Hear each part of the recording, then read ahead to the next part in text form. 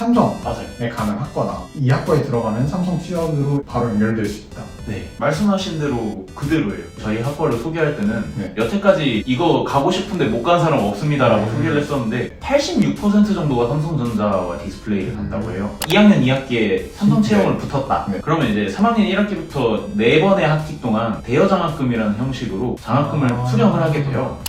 참 괜찮은 학과.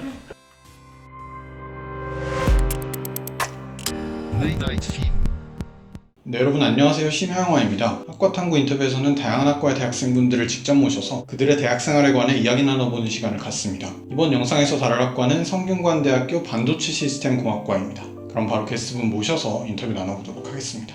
안녕하세요. 저는 성균관대학교 반도체 시스템공학과 16학번 학생 이은학이라고 합니다. 네, 반갑습니다. 처음 봤어요, 오늘 그렇죠? 그죠? 오늘 처음 뵙고 늘 그랬듯이 지인을 모시는데 한계를 느끼고 좀 나와주실 분을 모집을 하고 있는데 정말 감사하게도 안 그래도 좀 다루고 싶던 학과였거든요. 그쵸. 저희 학과가 네. 찾기 힘드니까. 그렇죠. 촬영을 하게 됐고 좀 적절한 분을 모신 것 같은 게 네. 알림이를 하셨더라고요. 중앙알림이랑은 다르지만 아, 네. 저희 학과 홍보하는 학과 홍보대사 알림이 회장을 그게 했었습니다. 그러면 이름만 갖고 아예 다른 네, 거죠? 아예 별개 같이. 그래서 오늘 이제 윤학 씨 모셔두고 성균관대학교 정보통신대학 반도체 시스템공학과 이름부터 굉장히 거창하죠. 얘기를 좀 해볼 건데 전공을 선택한 이유. 원래는 전공을 선택을 할 이유를 못 느꼈었어요. 그냥 저는 수능 보고 그냥 점수 맞춰서 온 케이스라서 수능을 보고 나서 사실 저는 그 나이 때는 보통 다 스카이가 가고 싶잖아요. 그렇죠. 서영고가 가고 싶어서 진짜 연대 가고 싶다 이러고 연대를 보고 있었는데 성적이 살짝 애매까리 하면서 아빠가 이과 가면은 취업 보장 되고 전액 장학금도 되니까 좋겠다 해가지고 추천을 해주셔서 살짝 성적이 모자랐는데 되려면 되라 라는 식으로 넣고 문 닫고 들어왔어요. 저희 과 정시 D에서 3등. 정말 문을 닫으셨네요. 네. 점수 맞춰서 왔다. 쉽게 말하면 그런 어떤 경계에 있는 학과 중에 하나인 것 같아요. 입결을 좀 살펴보면은 그 점수로는 충분히 이제 연고대를 갈 수 있는 그렇죠. 점수 때. 네. 근데 이제 학과의 어떤 메리트나 비전을 보고 선택하는 그렇죠. 그런 학과인 것 같습니다. 네. 학교 이제 내외부적으로 주목을 받는 학과에 다니시고 네. 계신데 학점 공개가 좀 가능하신지? 학점은 뭐 상관없어서 저희 학과 학점이 그렇게 중요한 학과가 아니라서 네. 저는 한 3.9 정도 받아왔습니다. GPA. 중요하지 않은데 잘 받으셨네요. 그래도. 개인의 욕심이죠. 학점이 중요한 학과가 아니라는 거는 어떤 말씀인지 나중에 좀 더 네. 해보도록 하겠습니다. 네. 이제 전공에 대해서 좀 자세하게 얘기를 해볼 건데 학과 전공에서 어떤 것들을 배우는지. 저희 학과는 이름이 거창하잖아요. 그렇죠. 반도체, 시스템, 공학과 이렇게 세 개가 있다 보니까 반도체는 우리가 흔히 생각하는 반도체에 특화된 그런 것들이랑 전자공학과에서 배우는 것들 그런 것들을 대부분 다루고 시스템이라는 이름에서 소프트웨어적인 알고리즘이라던가 이런 거 다루고 그러는 공대입니다. 그러면은 다 하는 거네요? 하드웨어랑 소프트웨어를? 그쵸, 둘 다 하는 거죠. 저는 반도체 시스템 공학과 생각했을 때 하드웨어 쪽만 특화되어 있는 그런 학과라고 생각을 했는데 외부에서 부를 때는 반도체 맞아요. 그러니까는 그 인식이 좀 강한 것 같아요. 하지만 소프트웨어, 어떤 알고리즘이나 코딩도 그럼 많이 했죠. 다 하는구나. 올라운더 약간 느낌이네요. 그쵸. 그러면 세부 전공이 좀 많이 나뉠 것 같아요. 다양한 걸 하다 보니까. 저희가 개개인별로 조금씩은 다르겠지만 네. 크게 학과에서 세 가지의 트랙을 제시를 해줘요. 회로랑 소자를 다루는 회로 및 소자 설계 트랙, 시스템 아키텍처 트랙이 있고 시스템 소프트웨어 트랙 이렇게 세 개가 있어요. 네. 회로 및 소자 설계 트랙에서는 우리가 흔히 알고 있는 뭐 반도체 하면 생각나는 뭐 칩이라는 게 있잖아요. 그런 거에다가 회로를 그린다던가 아니면 소자를 다룬다던가 뭐 이런 거를 생각하시면 되고 시스템 소프트웨어 트랙에서는 흔히 생각하는 소프트웨어 윈도우나 네. 맥 같이 운영체제를 다룬다던가 데이터베이스, 아니 머신러닝 이런 거 다루는 소프트웨어적인 분야라고 생각을 하시면 되고 시스템 아키텍처 트랙은 그 두 개의 경계선에 있다고 보시면 돼요. 회로 및 소자 설계 트랙에서는 하드웨어 쪽을 다뤘고 시스템 소프트웨어에서는 소프트웨어 쪽을 다뤘다면 그 두 개를 연결해주는 인베디드라고 하죠. 그 분야에 대해서 다룬다고 생각을 하시면 되고 딱 나뉘어져 있는 게 좀 좋네요. 하드웨어면 하드웨어, 소프트웨어면 소프트웨어, 아니면 인베디드 딱. 그렇죠. 윤학 씨는 그 중에서 어떤 거를? 제가 아직 3학년 1학기밖에 안 해갖고 네. 생각보다 막 그렇게 많은 전공을 들은 건 아니에요. 네. 그래서 제가 소프트웨어가 아니라는 거 정도는 알아낸 정도? 코딩이 어렵죠? 그렇죠. 코딩은 정말 못 따라가겠어요. 코딩에 미친 분들이 아, 그 미쳤다는 게 긍정적인 코딩 박사들 그런 분들이 학과에서 그럼 좀 계시겠네요. 가끔 눈에 보여요. 그런 애들한테 이제 과제 부탁해가지고 나같아나 이거? 코딩은 정말 약간 매니악하다고 해야 되나? 맞아요. 그런 영역이라서 안 맞는 사람은 아예 안 맞죠. 근데 그러면은 단시공은 네. 1학년 때도 전공 과목을 듣는 학과인 거죠? 그렇죠. 그렇게 바로. 왜냐면 성균관대학교가 공학 계열이 있는데 공학 계열 분들은 교양만 듣잖아요. 1학년 때 전공 없이 커리큘럼까지 소개를 해주셨고 이제 좀 세부적으로 들어가서 강의에 대해서 좀 얘기를 해볼 거예요. 보통의 강의 방식이 어떻게 되는지 제가 여기까지 듣고 유추하기로는 일단 이론적인 강의도 굉장히 많을 것 같고 실습하는 강의도 굉장히 많을 것 같거든요. 소프트웨어는 당연히 코딩 실습을 하는 과목들이 네, 많고요. 맞아요. 나머지는 그냥 일반적으로 그냥 이론 수업하고 과제하고 시험 보는 평범한 강의라고 생각하시면 되고 가장 장점은 팀플이 한 개도 없어요. 아, 실험 실습 같은 거 아니면은 음. 팀플이 한 개도 없어요. 팀플을 그러면 전공에서는 경험한 적이 없으신 거예요? 네. 교양 말고. 다 글쓰기 과목 이렇게.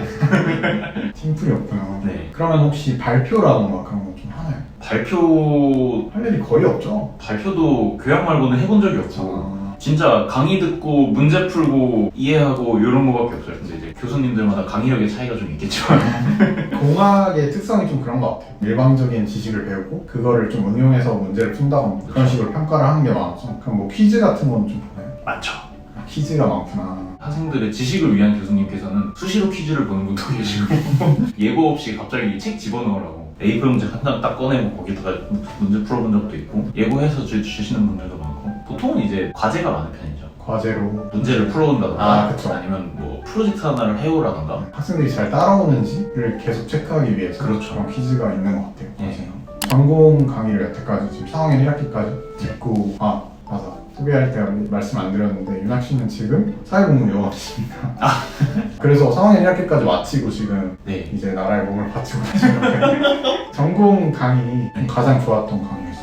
좋았던 면이 두 가지로 있는데 지식적으로 좋은 과목들은 3학년 1학기 때 들었던 컴퓨터 구조 개론이라는 과목이 있고 디지털 시스템 설계라는 과목이 있어요. 네. 연출해서 DC서류 같은 경우에는 실제 회로를 프로그래밍 언어로 구현을 해서 회로라는 하드웨어랑 코딩 언어라는 소프트웨어를 둘이 같이 다루는 느낌이라서 진짜 반도체 회로 다루는 그런 느낌이 들었었고 컴구 같은 경우에는 컴퓨터에서 실제로 데이터를 어떻게 처리하는가 데이터 패스라던가 네. 이런 거에 대해서 배우다 보니까 약간 이 두 과목을 다루다 보면 내가 진짜 반도체 시스템 공학과라는 밑값을 하는 것 같다. 전체성이 좀 느껴지는. 네, 그게 가장 좋은 강의 내용상 좋은 강의였고 교수님으로 보자면은 1학년 1학기 때 이제 이치기 교수님이라는 분이 하시는 논리회로라는 첫 전공 강의를 듣는데 처음 들은 거라서 그런 건지 교수님이 좋아오셔서 그런 건지 모르겠지만 한 학기에 시험을 4번이나 보는 악덕 과목 월마다 한 번씩 본 거 3, 4, 5월, 6월 그러네요. 교수님이 워낙 친절하고 재미있고 이런 분이셔가지고 삼성전자에서 부장급으로 근무를 하시다가 저희 학과를 만들러 오신 거예요.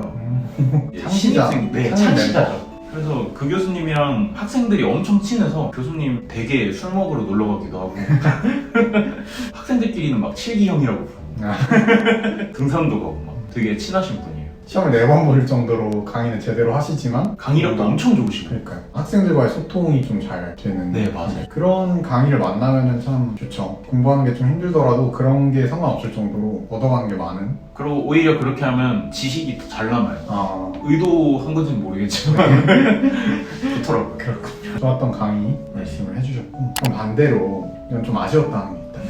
아쉬운 강의는 말하자면 많은데 제가 코딩 분야가 안 좋다고 말씀을 들었기 때문에 코딩 분야는 저한테 다 싫고요. 나랑 안 맞다는. 나랑 안 맞는. 어떤 별다른 이유 없이. 네. 이제 하나 생각나는 거는 반도체 물리라는 2학년 2학기 때 듣는 과목이 있는데 네. 고체 물리나 현대 물리 쪽을 다루는 과목이다 보니까 그냥 내용 자체가 어려워요. 애초에 이해하기도 어려운 개념인데 국제 수업이라서 영어로 들어야 되는 거예요. 이걸. 그러니까는 참 한 학기 동안 내내 제가 이걸 공부를 하고 시험까지 보고 학점도 받았는데 다시 보면 또 새로울 것 같은 거.